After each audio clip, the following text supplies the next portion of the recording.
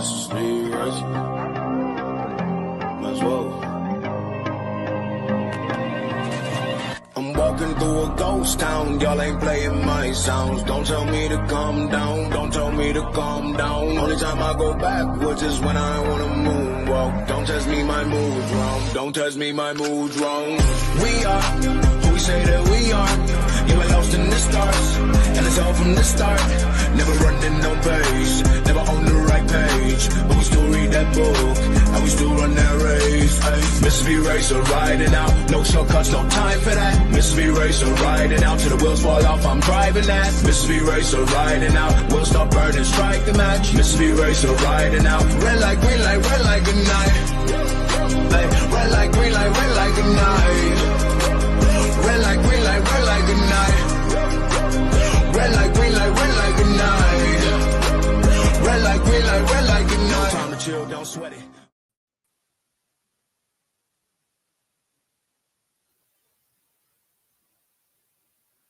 You muted.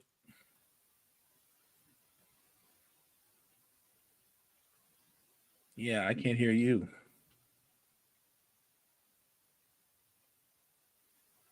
Yeah, no sound. Are you there? You can hear me, but I can't hear you. How about now? There you go. This is the new Coffee and Sports. We do a little act. Yeah, you know, it's charades here in the morning. You know, we keep you on your toes. Always trying to improvise. Good morning and welcome. It's Coffee and Sports. It's the morning show powered by Wire to Wire Network. Thank you so much for making us part of your morning routine once again. Now that you can hear me, I am Chris, and of course, that over there, that is Mo. Mo, happy Wednesday, sir. Happy hump day to you, partner, and everybody out there listening. Mo, in a perfect world, you run a football team, everyone just comes, right? That's the best case scenario. Everyone who is under contract just shows up, and y'all just do what you got to do. And hopefully you go out there on the field and you find success. That is the perfect situation. Unfortunately, that does not happen all the time. And we already have drama in Dallas because Mo, CeeDee Lamb is not coming to training camp until he gets a new contract. And if you are the Dallas Cowboys, that is the last thing that you wanted to hear because the Dallas Cowboys currently need to pay 3 major players. CeeDee Lamb, their quarterback, Dak Prescott, and then their defensive superstar, Micah Parsons. And we have always maintained, Mo, that they were going to not pay one of them because when you pay the quarterback, you can't pay everybody else. And if you're going to pay CD what he wants, which is going to be the top of the wide receiver market, and you're going to pay Micah what he's worth, which is going to be the top of his position in the defensive side of things, then you got to pay Dak Prescott 55, 60, because that's what he's going to command. There just isn't going to be enough money to go around, Mo. So now we have CeeDee Lamb holding out in Dallas. We still don't have a contract for Dak Prescott. And we're looking at the Micah Parsons situation. He's been quiet. He hasn't really come out here and made too much noise yet. Keep in mind, who knows what he's going to say on his podcast when he has an opportunity, because that's always kind of a wild card with him. Mo, not the best situation in Dallas to get training camp underway. And now it's going to force the hand of the Dallas Cowboys. What do they do here? Because now if they want Lamb in camp, they got to pay him. And they should pay him. But they also got to figure out the Dak situation. They also got to figure out the Parsons situation. And I understand neither of them are holding out right now. So deal with what you got to deal with. But if you give CD the deal, now you got Dak and Micah left. You're not going to let Micah. What we've always said, Mo, Micah's not going anywhere. That was the one that we always felt. He was the one who was staying no matter what. And they were either going to give the money to Dak or they were going to give the money to Lamb. Well, if you give the money to Lamb, Micah's not going anywhere. Aren't you basically telling Dak? I know we said, hey, We know where we are. We'll see where we are. We'll get to it. That was the line, right? Well, Right. we know the situation with Dak. We're gonna get to it. Well, if you sign CD and we agree Micah's not going anywhere, are they gonna get to it, Mo? Are they gonna get to Dak? And can they afford to get to it? Because we talked about this. CeeDee Lamb is their best offensive weapon. He's their best player offensively. Even though Dak's the quarterback, CeeDee Lamb is their playmaker. And he's easily one of the top 5 receivers in football. He might be top 2, 3, whoever you talk to. And then on the other side, we already said this, like you said, Micah Parsons isn't going anywhere. He is their best defensive player, not just their best defensive player, one of the best high impact, impactful defensive players in all of football. You're going to pay both of those men. And it's weird to say that in a league that's a quarterback driven league. If you're Dallas, you're going to pay both of those guys first. You just are. And I'm with you. I'm wondering, one, you have to pay them, Chris, and two, you're right. You don't just pay them. We're talking about 2 guys that can make the argument, I want to be paid the most at my position. And then you come back to Dak, and you're looking at Dak like, I know what the market says. But we don't believe, and they won't say this, but they don't believe he's one of the best at his position. So I'm wondering like you, is this in fact Dak Prescott's swan song as a Dallas Cowboy? I also am wondering, in fact, is this Dak Prescott's swan song as a Dallas Cowboy? And if you're CeeDee Lamb, no issue. I have no issue with this. CeeDee's smart. His agent is smart. They know the situation. They know who is due money. They know that if they make some noise right now, why not be the first one to get the deal done? If you honestly believe, and guys, there is no guarantee. We don't know 100% for sure that they're not going to try to sign all 3. We don't know that it's 2 and not 3. We assume, just looking at their numbers, that they're not going to sign all 3. And that if they do sign CD and Micah, that they can't give Dak 55 or 60 million. We're just assuming that by mathing the math and looking at their cap and being like, that's going to be pretty hard to do with your current setup. So the assumption is it's going to be 2 and not all 3. If I'm CD or I'm the people representing CD, Mo, I'm like, we want ours first.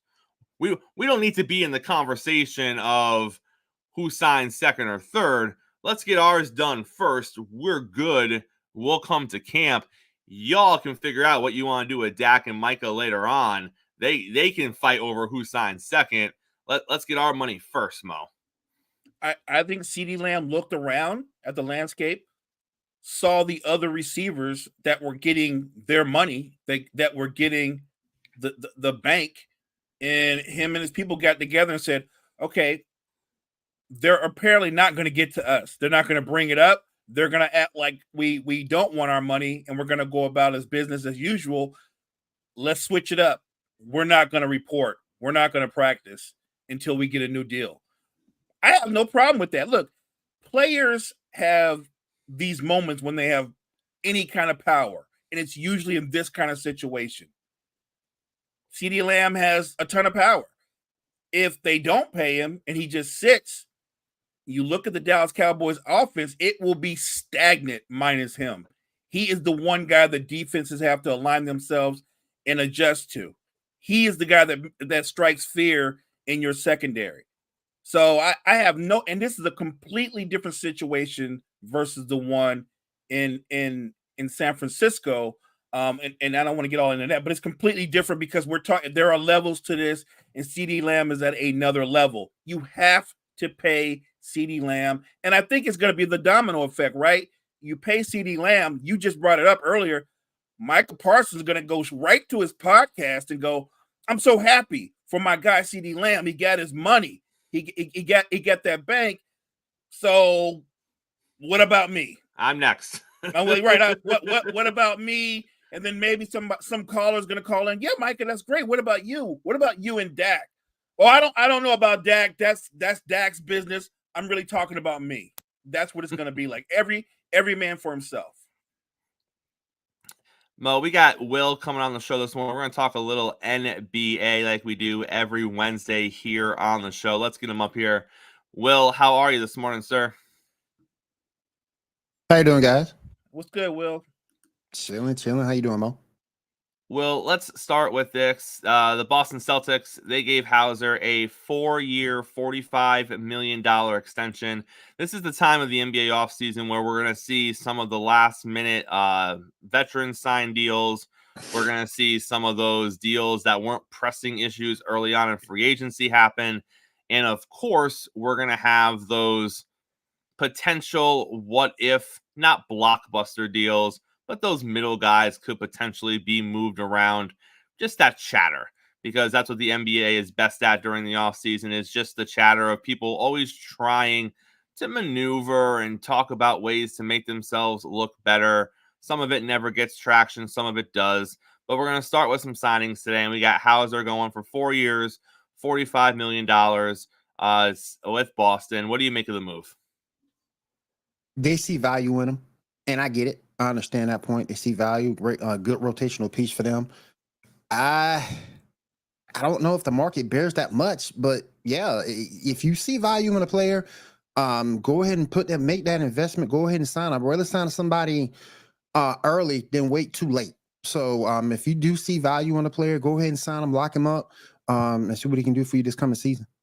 Well, they clearly see value, but you look at what they're already paying other people on that team, which, by the way, is not a cheap roster with some of those numbers over there. I get the idea of if we like him, we're going to pay him. More power to you. Mo, do you think they overpaid a little bit? Do you think that it was fair market value? All due respect to Sam Hauser and his family.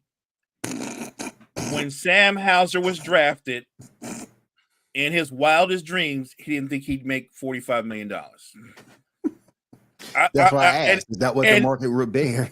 and the thing is, like, to what Will said, he said good rotation piece. When did we start paying good rotation pieces $45 million? Like, usually when you go sign him to $45 million, you brought in a really good, impactful bench player or six man or something or other. And again, I'm not knocking it. You're worth whatever they're willing to pay, but I don't think they were bidding against several other teams. I think they just outbid themselves. I think if they had offered Sam Hauser $20 million, him and his agent would have been like, yeah, where do we sign? $45 million. And mind you, you brought it up, Chris. They have a payroll right now that's never been seen in NBA history. And I mean, they're getting to the point now where they're just throwing money out there left and right. So I don't think the market said Sam Hauser's worth $45 million. Somebody in the Celtics organization said, we got to keep Sam Hauser because I heard the Sixers are looking at him or something like that. And the Sixers are like, we're doing what? I wonder where Boston is on the apron. That's what I'm wondering. Oh, they're going over. First apron, second, they got to be over. They're going over. They got to be over. Boston maybe says what apron? Right, exactly. Right. But you know what? It shows you if you go all in. And mind you, let's not forget the Celtics are a franchise that's actually for sale, and they're doing all these things that they're doing right now. They're saying we'll risk going over the apron if we think we can win another title. Like if they win one more in this run, they're gonna say worth it. They may deem it worth it. Yeah, right. They do deem it worth it. That's my point. But then you look at a team like Denver and their owner, who's a billionaire, I think Sam Kroenke, and Sam Kroenke told Calvin Booth, like, we need to save money. We're not trying to go there, and it literally impacts Denver's future. Yes, Calvin Booth, their GM, had one job. He had one job. That was to keep that starting five intact, and he failed. Yeah, they already lost their bench. You had to keep the starting five intact, and he failed. And it's all because of the fear from higher ups of going into that apron. Denver's going to be a lesser team this season. Yep, agreed. Will the Cavs extend Mobley with a max rookie deal worth up to $269 million? A lot of conversation was made going into the offseason about what Cleveland was going to do. Cleveland came out and was pretty honest. They said they wanted to keep their core intact, which they have essentially done. Mo and I have talked about it here on the show as far as, okay, it's great to want to keep your core intact, but what is your core going to do for you? What is your best case scenario if you keep your core intact? Will, seeing what they've done, what do you make of Cleveland's offseason moves? And is this what's the ceiling for this team next season? Because essentially, if you look at what Cleveland's done, you could very much look at it and be like, they did everything they wanted to do for the most part in the offseason so far. They've had, according to their own standards, they've had a pretty good offseason as far as what they wanted to do. But now, where does that put them when you look at the landscape of the East? They wanted to stay competitive, and I understand that point. I get it. They were competitive last year with this core. So I get why they would want to keep it together. But I don't know if, and again, we going off what market would bear. Mobley's a good player. I don't know if he's 269 million worth of good, but he's a good player on a rookie deal. I don't know. Second round, third round, Eastern Conference Finals. Maybe if some things go the right way, maybe somebody can upset the Knicks of some sort. I don't know, but it's going to take a lot for them to get to that point. The ball's going to have to drop in their favor for them to get to the Eastern Conference Finals this coming season with everybody on the come up, particularly the Knicks and that deal Jalen Brunson took. I thought that was just tremendously unselfish on his part. But yeah, to me, you're a second round team with this core. And again, I don't know if I would have signed him to that extension. I don't know if I would have. Mo, usually when a team says we're trying to keep the core together, that's championship talk, right? We're in a championship bubble. We don't want to lose any core players because we like where we are. And then you look at a team like Cleveland, and Will's like, perfect scenario. You might get to the Eastern Conference Final. I mean, it has to be a perfect scenario for them. No, it has to be perfect. It has to be a perfect scenario for them to do it. Right. But perfect scenario for Cleveland to get to the Eastern Conference Finals is we would have to have a rash of injuries. Embiid's down, Paul George is down, Giannis is out, Jaylen Brown, and they would need all that. If everybody's healthy and you're just talking about playing on ability and on team chemistry and everything goes right, they're a second round exit. That is their peak. They're a second round exit. And that's only provided they play Orlando in the first round again. And I'm not sure they beat Orlando. Come on, man. I'm just being real.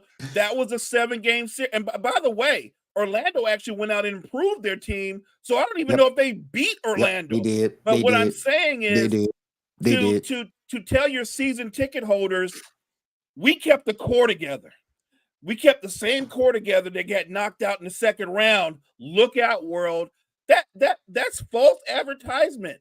At best, they're the 6th or 7th best team in the East. That's best. I just think that they're still a ring above a couple of teams. You know they're better than the Hawks. You know they're better than my Bulls. So they're still saying anything. They ain't saying nothing special, but they're still above those teams. So second round, I think, will be their ceiling. Eastern Conference, if things fall for them right. Again, you talk about Philly having to be injured. I think some dire things will have to happen to the Knicks in order for them to get to that point. And you're right about Orlando. They made some improvement to their team this year. So in order for them to get to where they want to be with this said core, it's going to be more than just a core. A lot of things in the Eastern Conference is going to have to go right for them, and I don't know if it will. And remember, in this current NBA, you don't have to have a big three, but you usually do need to have at least 2 stars. Mm-hmm. 2 stars. Well, Cleveland has 1 star. Yep. And that's why they're where they're at. And I like Evan Mobley. I think he's a very good player, but I think that's what he is. He's a very good player. He's not going to be a star or a superstar.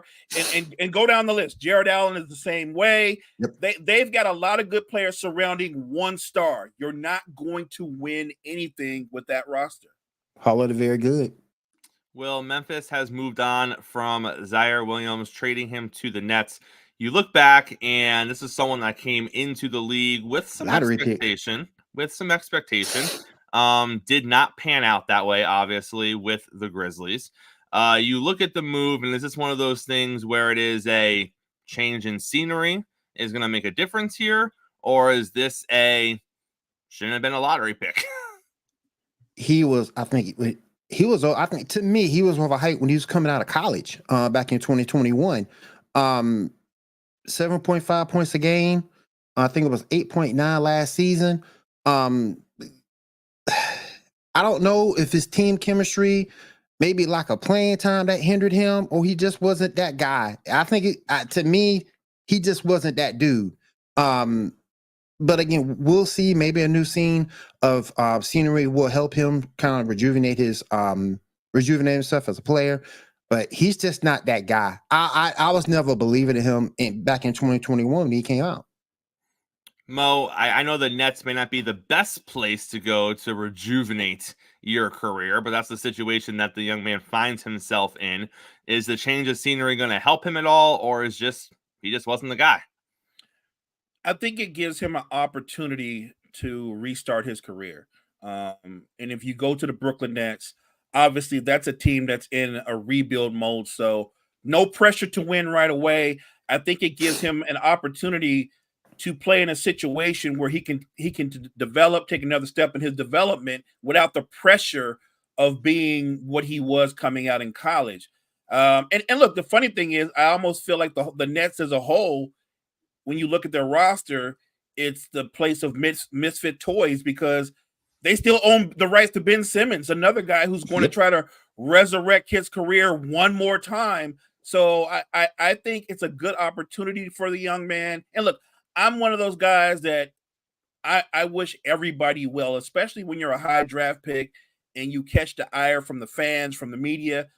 I feel like you don't have to become a star, but you can resurrect your career in a way where you're an impactful role player or a solid starter.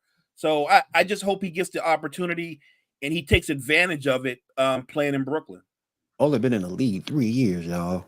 Right. Look, he's not the only one. Like, what's the young man who used to play for Denver, was with the Clippers, all the talent in the world, and just can't find his zone. About Bones Highland. That's what I'm thinking of. Bones Highland. All that talent, and it just hasn't happened. Well, last thing before we get you out of here, there are some hush-hush talk right now about this idea of maybe there could be a deal that can be made that would put LaMelo in Los Angeles with the Lakers. First things first, do you think there's any legs to that backyard talk right now? LaMelo moving to the Lakers. Could a deal be done? Second of all, would the Lakers even want that deal to happen? Is that a good fit? Does that work for both sides? I want to know how you do it. I mean, do you get a third team involved? Because with the way the Lakers are talking, they have 3 players they're not going to get rid of. Of course, LeBron's not going to go nowhere. Anthony Davis not going to go nowhere. They want to keep Austin. They want to keep Austin. So, who? How? That's what I want to know. Particularly with that contract that he has. How do you make that happen? And Mo, no offense to you, I know you're a Lakers fan. Y'all some toxic people, man. Y'all toxic in fantasy land and stuff like that. I'm trying to figure out how you do it. That's what I'm trying to figure out. That's a blanket statement. That doesn't apply. How do you do it? That doesn't apply to me. I live in reality. I don't know why the Hornets would make that move. I wouldn't. I don't. He's their best player, so why would you make that move? And 2, I don't even know if you did make that move, how would that work? He's a point guard, and he's a ball dominant point guard. Yep.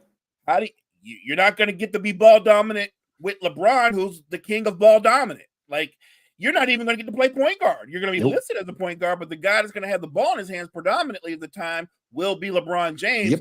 You're Yep. going to be asked to spot up in the corner and make threes. So I don't even know why the Lakers would do it. Here's what I would say about LaMelo. I can see the talent, but I think a guy like LeBron, AD, where they're at in their careers, they're very serious guys that are driven to win a title.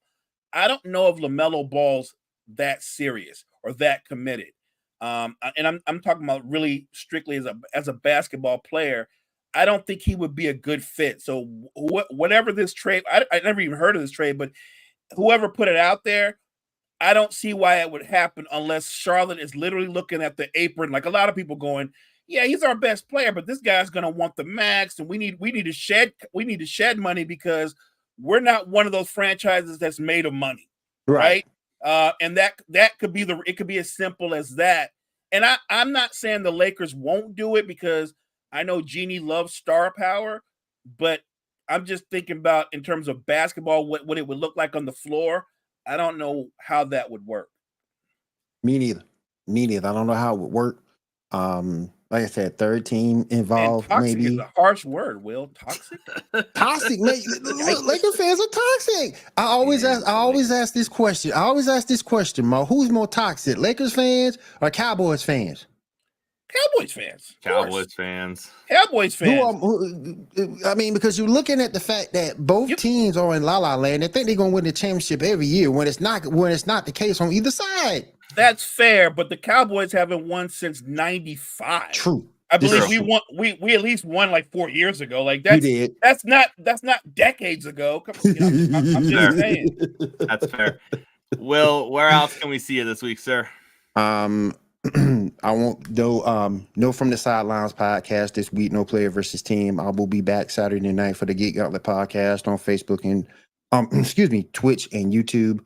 Gonna be talking about comics, anime, gaming. Gonna have a lot of fun doing that. Then Monday night will be the sports report over on Facebook, YouTube, and Twitch. We'll get you caught up on the world of sports. You cover everything: football, basketball, baseball, even tennis, even hockey, even golf. So definitely check me out Monday night at 10 p.m. And we'll see you back here next week, Will. Thank you so much for taking time for us today. Thank you, guys. I appreciate you having me on. Have a good one. All right, Mo, and we are going to pivot right into the NFL, and we're going to pivot right into the NFL genius himself. Gene is coming on to the show. Good morning, sir. Good morning, good morning, good morning.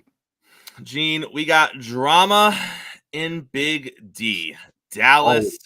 We knew it was going to happen. We just didn't think it was going to happen this quickly. CeeDee Lamb has dug his heels in, Gene. He's not reporting to camp until he gets a deal.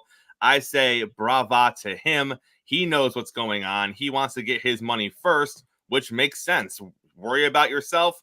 Let them figure out the other stuff later on. So he's probably going to get paid first. He's going to get his deal. So, Gene, how does it all shake out? Are we going to see 3 deals in Dallas? Is Dak not getting a deal? What does this look like? I think everybody forgets about the Trey Lance trade, and I think that Jerry Jones didn't. And I think with Mike McCarthy being a quarterback-friendly head coach, they've been working on his mechanics. I think Dallas is preparing to move on from Dak Prescott. Because you look at their salary cap situation. This year is irrelevant. Right. It's already accounted for. You can sprinkle some dollars. Next year, they have $64 million in salary cap without Micah, CeeDee, or Dak on the books. Yep. That is not, you can't get all 3 of them unless you're really guaranteeing a ton of bonus money and kind of cheating the cap. It's a thing Jerry Jones has done in the past. New Orleans is famous for it. They do it all the time. They just bonus the money out. But it's really going to be one of those things where unless Jerry's going to pay Dak out of his pocket, I don't think that Dak Prescott remains a Dallas Cowboy because you have to sign CeeDee Lamb. And if you don't sign, you have no running backs, you have no wide receivers of weapons that are not named CeeDee Lamb. You got a decent tight end room, but you have to sign CeeDee Lamb. And Micah Parsons is the best, if not top 3 edge rusher in all football. How do you let either one of those guys go? You don't. I think Dak Prescott, I think they move on from Dak after this year. And I think you get I think you get Trey Lance, the future quarterback, Dallas Cowboys. The other quarterback situation that is heating up again because of a holdout is what is going to happen with Tua and Love. So both are looking for new deals. Both teams have acknowledged we want to pay them new deals. And it's just a matter of which one is going to sign first and how that impacts the other one. Well, Jordan Love has said, I'm not coming until I get my deal. Adam Schefter reported yesterday that Green Bay is much closer to a deal for Love than Miami is for Tua. And a lot of that has to do with Love saying, I'm not practicing, I'm not coming to camp until I get my deal. So that speeds it up on their end. Gene, what is the number going to be for Jordan Love? And how is that going to impact the Tua negotiation as Miami continues to basically drag their feet with Tua? Now, we've heard a couple of rumblings out of Miami about what those numbers kind of look like. It looks like they're offering it's the guaranteed money. That's the hang up in Miami. It looks like his number is a little bit higher than we thought it was going to be. We've heard high 40s, low 50s, but we're hearing that they're not willing to guarantee the majority of it because of the injury concerns. And that's where the hang up currently is, as opposed to what we first kind of thought, which was they didn't want to give him the big number. That doesn't appear to be so much the issue as they just don't want to guarantee the whole contract, which is fair for a guy who's only played one healthy season his entire career. So let's start with Jordan. What do you think that number is going to be? And then what is the ripple effect going to be, if there is any, in the Tua situation? So let's just start here. Jordan Love's a genius, and his agent is a genius, because what they're doing is they're capitalizing on the overhype of Jordan Love. And I think that what they're essentially doing, and like he's there, right? He's playing nice. He's not practicing, but he's like, I won't practice while we're negotiating. But he's still in the quarterback rooms. He's still like going through the playbooks and things of that nature. He's still on the field. He's really trying to do this nice, but he's doing it in a very business-like way. Mm-hmm. They sat Jordan Love behind Aaron Rodgers for a few years, and Jordan Love is basically saying, look, I've shown you I'm here. I developed. I sat behind you. Now it's time for me to get paid. I think Jordan Love is going to get between $52 and $55 million a year, and I think that's absurd. I think it's a wild number for a guy that had 5 to 6 good games last year. Like, just go. It's crazy. If you go through his stats through the year and you're like, okay, that was a good game. That was a good game. You'll find 5 to 6 good games. And the 49ers stats in that game aren't that good. He had a good half of football. He had a very good game versus Dallas, but for every good game he had 3 or 4 stinkers. Everyone forgets the game he played against New Orleans where he was shut out until the fourth quarter, and a broken play coverage and a touchdown ended up getting them a late win versus New Orleans. Green Bay as a whole is going to overpay him, but Jordan Love deserves all the credit in the world for capitalizing on his highest value. So as far as Tua is concerned, which you brought up Tua, he actually deserves to get paid. But the Miami Dolphins are actually being very intelligent about this. Look, Tua, we'll pay you. We want to pay you. We want you to be here. And if you're healthy, you're going to get all that money. Right. What we're scared about is you have a history of concussions. And we did everything in our offense last year to keep you upright. Quick passes, moving the pocket. We don't want you to get hit. But it's the NFL. You could get hit. And if you take another really bad concussion and you retire from football or you can't play, we don't want to be on the hook for all that guaranteed money. And that's intelligent. And I understand that holdup. I think both deals will get done. I don't think either team loses their quarterback. But I think Miami's is a lot more deserving.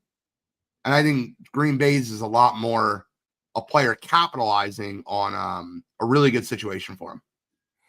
Gene, what we're going to do this morning is, since we got training camp going, we did this last year as well. We're going to make our first, it's not finalized, but we're going to make our first run through at predicting the divisions. We hold the right to reserve this towards the end of the preseason, depending on how things shake out during camp and the preseason, injuries and things of the sort. Something weird happens and Dak is no longer the Cowboys quarterback, or Tua isn't the Dolphins quarterback, the wonky stuff. But with the information that we currently have, we're going to go division by division, and we are going to predict how we think these divisions are going to shake out. And we are going to start in the NFC South. And Mo, we're going to start with you. The rundown from last season, the Bucs won the division, although they finished 9-8 with the same record as the New Orleans Saints. The Falcons were 7-10, coming up in third place. And then we have the Carolina Panthers, who were in the basement at 2-15. Bucs, Saints, Falcons, Panthers. Mo, how do you see it playing out this year? Well, asking me that, barring injuries, I'm going to go with the fact that Kirk Cousins is terrific in the regular season. And with all the weapons at his disposal, even though you're not sure about their defense, I think the Falcons are going to be at the top of the division, followed by the Bucs. I told you, any team that's quarterbacked by Derek Carr, I'm not picking them. So third, they'll be third, and of course the Panthers will be dead last. Gene, do you like the Falcons to win that division? I do. I have the Falcons winning the division, but I think this is one of the messiest divisions in football this year.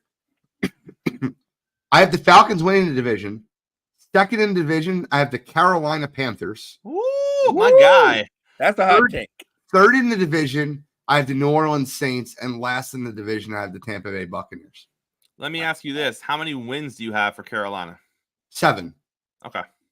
I think that division is going to be 7-7-6 with 11 wins for the Falcons. I think the Falcons run away with that division. I think they're the class of division. I think Tampa Bay takes a step back. I think Dave Canales, being the quarterback whisperer that he is, gets Bryce Young playing a little better. I like what they've done this offseason. They got him a number 1 wide receiver in the draft. I think that Carolina takes a step forward, but 7 wins. I think if they win 7 games and Bryce Young looks like a good quarterback, they would be elated. Oh, I agree. They would be elated, especially coming off an offseason, Gene, where they say things like, well, we don't really make our system about our quarterback. We just make our system, and our quarterback's just got to figure it out in our system. You know how they run things there in Carolina. I also like Atlanta. I'm not talking playoffs. I'm not talking postseason, but regular season Kirk Cousins. And guys, I think he is going to be motivated coming off the injury at his age. Oh, and he has that kid on the bench sitting there behind him, where he knows that the first time he slips up, those rumors are going to start. He's not going to want to see that year 1 in Atlanta, having just signed a 4-year deal. I think he is going to have a great regular season, and I think he is going to enjoy playing with the myriad of weapons that he has around him on that team. Oh, let's not forget they also play indoors. I think that's a benefit to Kirk Cousins at this point in his career as well. So I think Atlanta is going to do a lot of big things on offense. Gene, let's go to the NFC North. I think this division is very interesting unless you are a Minnesota Vikings fan, because you got the Lions coming off their 12-5 record.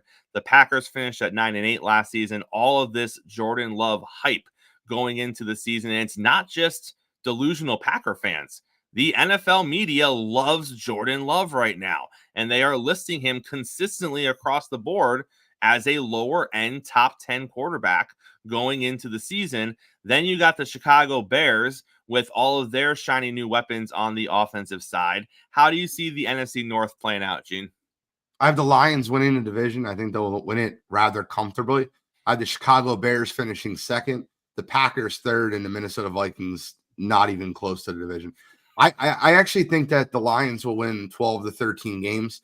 And then taking it a step forward, I think the Bears win 10 games in Caleb Williams' rookie year. So I think that those will be the top 2 teams, and I think they'll be both playoff teams.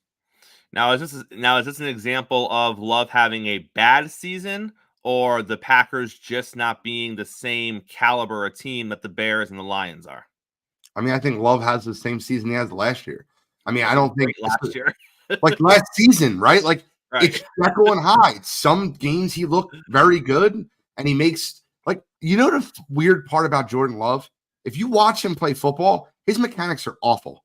They're terrible the way he throws the football. Now, it works for him sometimes, and it's very Aaron Rodgers-like when it works. But people forget how many bad turnovers he had, and they just want to erase that. Like, oh, he played great at Dallas in the playoffs. Dallas plays terrible versus everyone in the playoffs. It's just a lot of overhype, and I think they finished 9-8. I don't think they're terrible. I don't think they're great. They're okay. Mo, Lions, Packers, Vikings, Bears. How do you see it shaking out? I love the Lions. I mean, and as a Niners fan, I'm saying that on the outside. I think they're the scariest team in the NFC. You know what? I think that second spot is going to be a toss-up. It wouldn't shock me if Chicago finished second because I look at all the additions they added to their offense, and if Caleb Williams is close to being what people project him to be, it would not surprise me if they finish second and maybe even sneak into the playoffs. I've got the Packers third. I think the Vikings they're just going to try to find a way to see if they have a starting quarterback. I think they're not even thinking about wins and losses, just trying to see if that's their guy. I think they're starting the season with Sam Darnold, though. I think they're going to get JJ McCarthy for 4 or 5 weeks. And then when you're 1-4 with Sam Darnold, who's still seeing ghosts, and then you move to JJ McCarthy, who's not ready to be an NFL quarterback, I think it's a bad year for Minnesota. Yeah, it's going to be a rough year for the Vikings. Gene, let's go to the NFC West. Niners, Rams, Seahawks, and Cardinals is where we finished last season. The Rams just reached their new extension with Matthew Stafford. He is good to go. The Cardinals obviously have Marvin Harrison Jr. over there now and what appears to be a healthy QB number 1. Seahawks, we thought they were going to make a move at quarterback. Not really. I believe they have Sam Howell over there from Washington in a backup role. Maybe he sees some time throughout the season if things don't go great with QB1 over there. What are you seeing for the NFC West? I think that the 49ers are going to run away with that division. And I think everyone else takes a step back except Arizona, who has to take a step forward. I think that all 3 of those teams don't make the playoffs between Seattle, Los Angeles, and Arizona. I think the 49ers win that division comfortably. I think they win 12 to 13 games, and I think that'll be plenty. I don't think anybody else in that division makes the playoffs. But if you pressed me for an order, I would go Niners, Stafford, Cardinals, Seahawks. Mo, Niners, Rams, Seahawks, Cardinals. How's it going to shake out? I'm going Niners. And look, I think if you can keep Stafford upright, I think the Rams have a chance to get in the playoffs. I like their offense. I like their run game. You have questions on the defensive side of the football, but you also have a lot of young talent there. I think that Seattle and the Cardinals are going to be pulling up the rear. Mo, let's go to the NFC West. Cowboys, Eagles, Giants, Commanders is where we went last season. All sorts of crazy drama happening with Dallas right now. Who is going to get signed? Who isn't going to get signed? Is this Dak's last year? Then, of course, in the Eagles, we're still talking about Nick Sirianni and his relationship with his star quarterback, which is being called lukewarm at best and still a work in progress. Then you look at the rest of the division. The Giants were on Hard Knocks. That might be the biggest highlight of their season this entire year. Now Saquon's coming out as an Eagle saying he felt disrespected the entire way through. And then you look at Washington with their new ownership group. I think they just replaced their president of football operations, but they have a promising young quarterback there in Washington who could potentially challenge for maybe the 3rd spot in the division. How do you see the NFC East shaking out? I think the Eagles win that division fairly easy. I think they're going to have one of the most explosive offenses in football. It would not shock me if Saquon Barkley has statistics that line up with C-Mac. I really think that. And then when you throw in with Jalen Hurts, people were killing him last year, but I think with Jalen Hurts, if he just cuts down on the turnovers and he is who he normally is, he's going to be sensational. They have 2 elite receivers. I just love their offense. They have to stabilize that defense, but that offense alone is going to be scary. It's going to be fun to watch. Let's assume Dallas has all their guys back, even if they're wanting money or not. I think Dallas will be second at that division. I'm going to go Washington third. I think the Giants are pulling up the rear. Kellen Moore had his last year in Dallas when he had a running back. He had 2 running backs that ran for almost 1,000 yards, and Tony Pollard and Ezekiel Elliott. Yep. He has a really good scheme that I never understood why he went to the Chargers. They had no real running back to run, no scheme. Austin Eckler's a scat back. I think Saquon Barkley has a great year. I have the Eagles winning the division. Do not be surprised if the Commanders finish second, but I'll go Cowboys second, Commanders third, and I think the Giants have an awful season. There's so much ineptitude that I can just see in that organization. I just wanted to bring something up on the show, and I'll be really quick.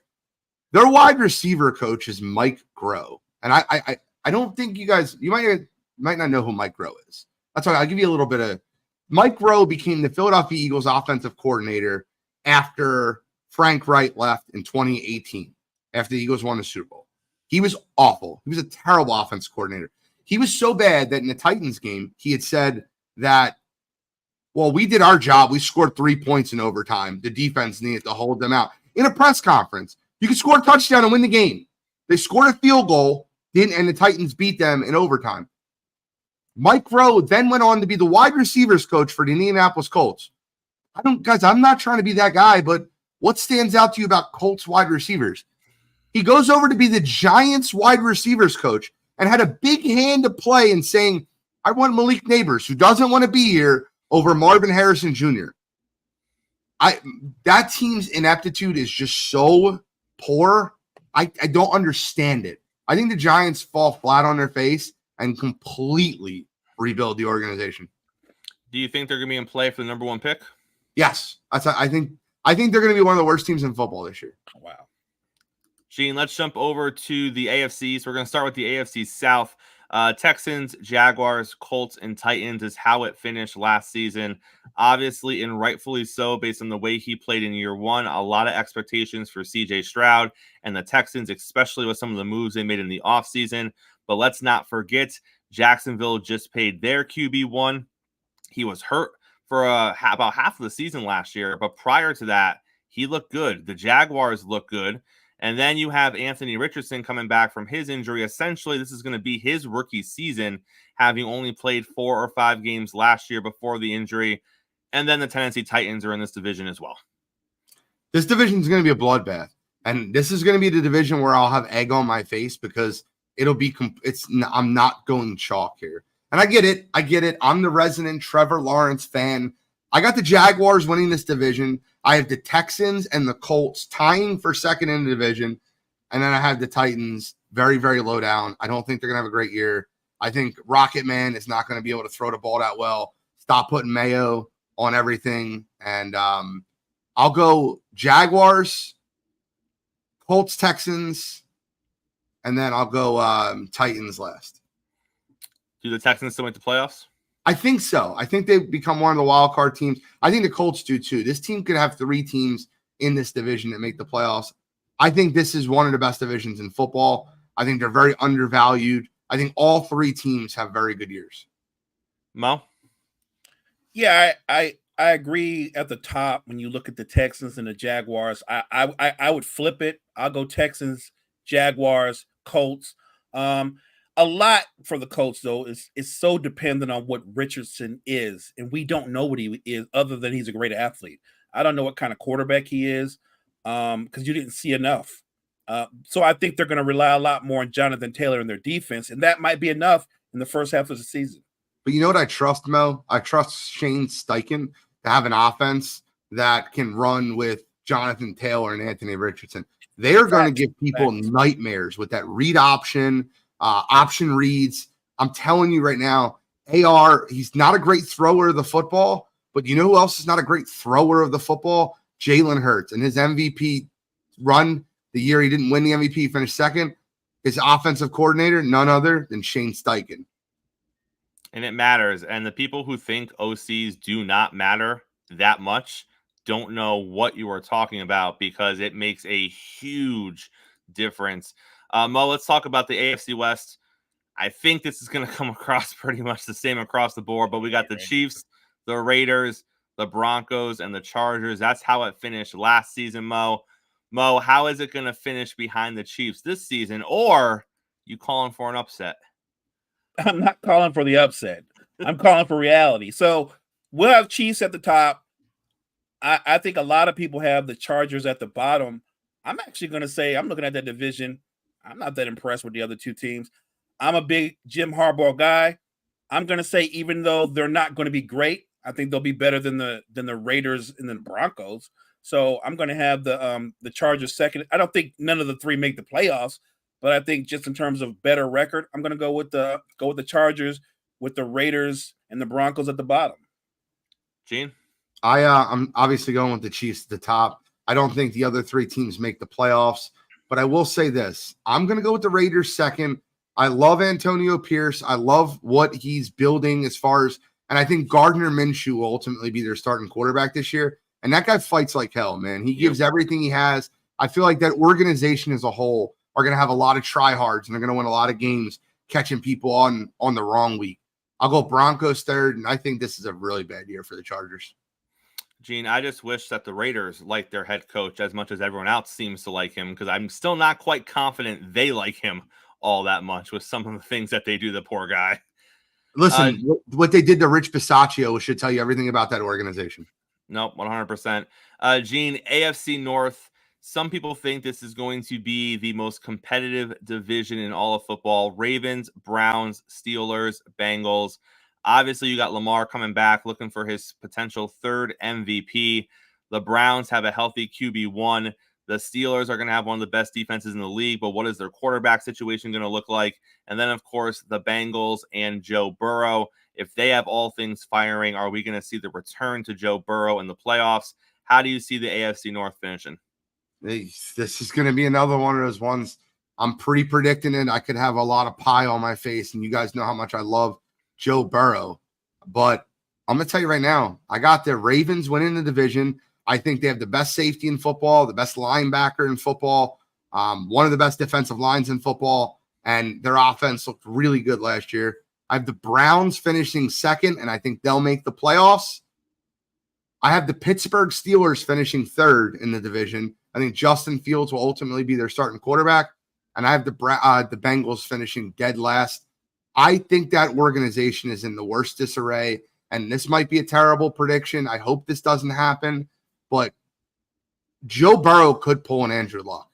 And he had the wrist injury he had is so bad, and he'll never be able to throw the football the same way he did. I think the Bengals are going to be bad this year. Jamar Chase is being paid $1 million right now. They're going to have to pay him. T. Higgins doesn't want to be there. Their offensive line, even though it's paid well, has no, they don't play well together. It's very weird. I don't like the Bengals organization as a whole. And every year they consistently rank 30th or 31st in team facilities. And I look at that stuff. I really do. I think the Bengals have a really bad year this year. And I would not be surprised if this time next year or August of next year, we're talking about a surprise early retirement for Joe Burrow. Mo? Well, I think it's easy for us to agree that the Ravens are the class of that division, and it's a tough division. Look, if Joe Burrow's not ever going to be Joe Burrow because of that injury, that does recalibrate how you think of the Bengals. So I'm not going to put them last only because I just think I don't believe Cleveland has a quarterback. They have a good defense, but it's a good defense. It was not that great down the stretch. So I'll put Cleveland last. I'll put the Bengals third, and I'll put the Steelers second. And can I give you one small pushback there? Yep. The Cleveland Browns last year made the playoffs and scored 35 points versus the Texans in the playoffs. It was a shootout type game with Joe Flacco. I know Deshaun Watson isn't the best quarterback in the world. You're adding Nick Chubb. You're adding Deshaun Watson. You're adding Jerry Jeudy to that organization, and they have a very good offensive line. Their defense is great, not good, great. And you have that type of offensive line with adding Nick Chubb. I can't see how they would take a step back. I don't know that Nick Chubb is going to be Nick Chubb coming off that injury in year one. I think that's different. That's fair. And yeah, they did score 35 points with Joe Flacco, but say what you want, Joe Flacco's a better thrower of the football than Deshaun Watson. He is. He has his flaws, but he's a better thrower of the football. If they had Deshaun Watson instead of Joe Flacco, they're not scoring 35 points. I think Deshaun Watson, whatever he was, that's not coming back. Mo, we're going to finish off with the AFC East. The finishing order last season was the Bills, Dolphins, Jets, and Patriots. The Bills lose Stephon Diggs. They lose some pieces on defense. They do draft a receiver first in the draft. Many are saying this could be the year for Josh Allen to play loose, not worrying about having to force the ball to a number one receiver. The Dolphins are returning the majority of their pieces. There are some concerns on defense as some of their players are coming back from injuries. Of course, the Jets have a healthy Aaron Rodgers, and they are all in win now this season. And then you have the Patriots, who are obviously rebuild mode, but they have who they believe is the right guy. They have who they believe is the quarterback of the future. Mo, how do we see the AFC East plan out? That's an interesting, almost a dog fight there too. But I've got the Jets, the class of that division. If Aaron Rodgers is upright with the weapons, they added more weapons to Aaron Rodgers. They tried to fix the problems on the offensive line. They have one of the best defenses in football. So I've got them winning that division. I'm going to go with the Dolphins second because of their offense and what they potentially could be defensively. With the Bills, they lost not just what they lost on offense, but they lost so many playmakers on defense. If Josh Allen can lead this to an 11 or 10 or 11 win team, he should win MVP. I don't know how they're going to be as good minus all the things they lost on both sides of the ball. So I have them third. Obviously, the Patriots are going to take a pounding. So, They got Jacoby, though, guys. Jacoby is That's why they hired him. That's why they brought him in there. They brought Jacoby in there, so somebody had to take those lumps. Gene, how do you see the AFC East playing out? This is the most interesting division in football to me. The Dolphins' schedule is so easy front load, but man, what they have from November 3rd to the end of the season is brutal.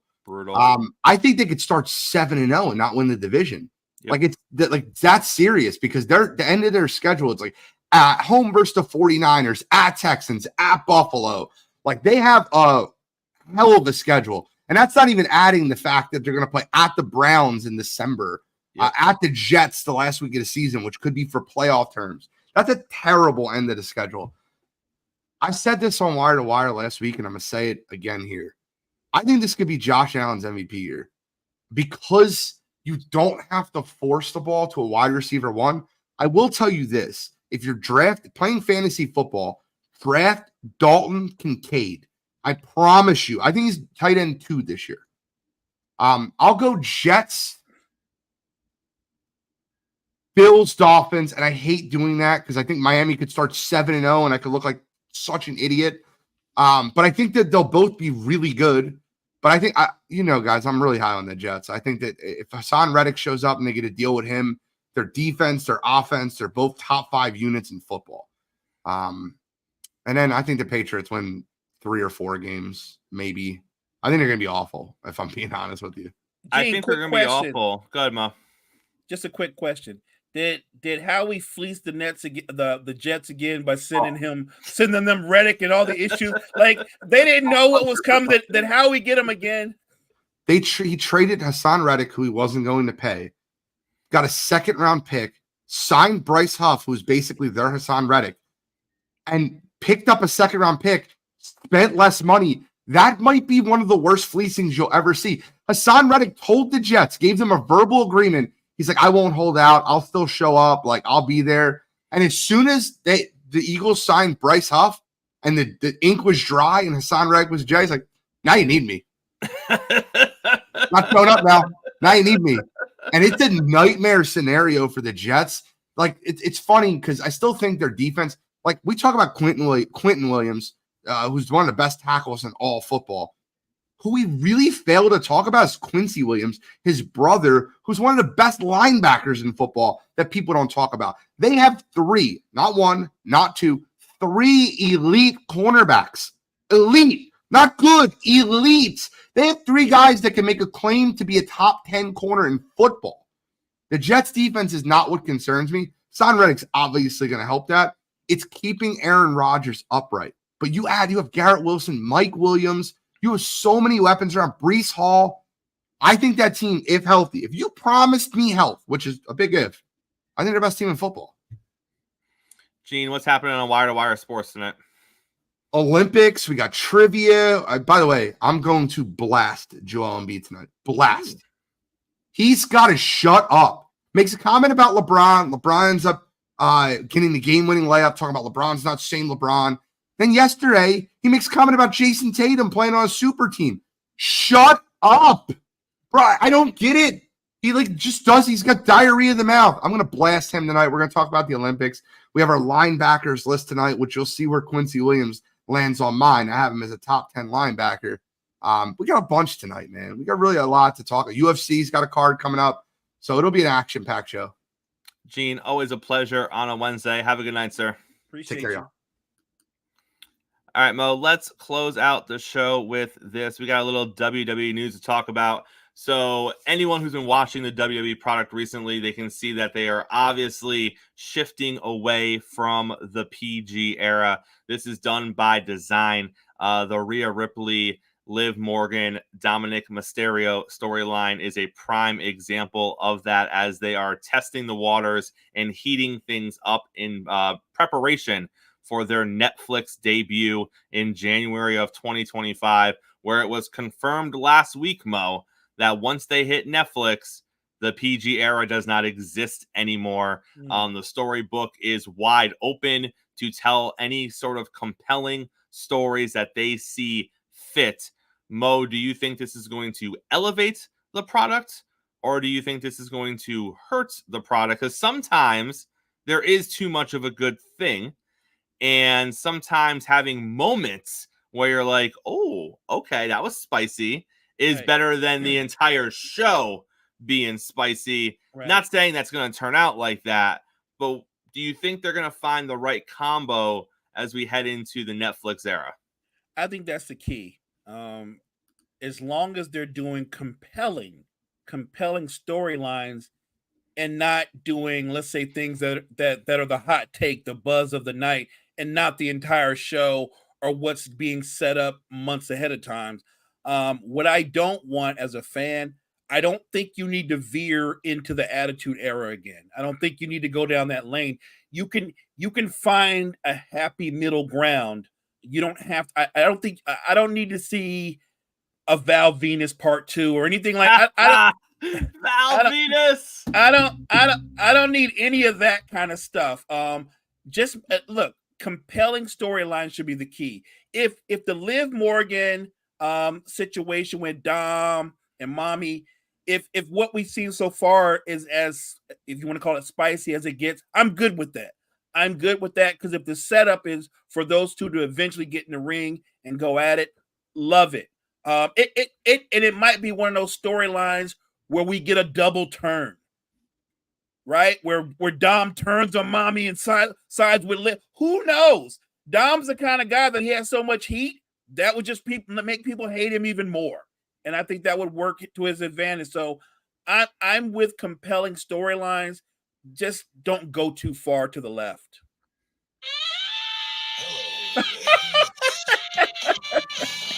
No. This guy, Mo. This guy right here. This guy. What was that line? The Big Valboski? The Big Valboski. Big Valboski. Come on. Do you remember the storyline? I don't know who he was feuding with, but they were an Asian group, and they cut it off. They cut off the Big Valboski. Oh, Mo, what a time. What a roller coaster it was so wild back then. Yeah, no holds barred in the Attitude Era. So what you're saying is don't be the 2024 version of AEW. That's all. There you go. Just don't be AEW, who for some reason they're trying to be the Attitude Era. They're trying to bring it back. Mo, take us to an end on a Wednesday, sir. Thank you guys so much for joining us this morning. Make sure you check out all the great content we have at the Wire to Wire Network. Wire to Wire Network, we appreciate you. Make sure you're back here, same time, same place tomorrow. We got JG here talking Major League Baseball. Yes, it was Kai and Tai. Kai and Tai was the name of the group that cut off the Big Valboski. Let's go, guys. Wow. Coffee and sports. It's the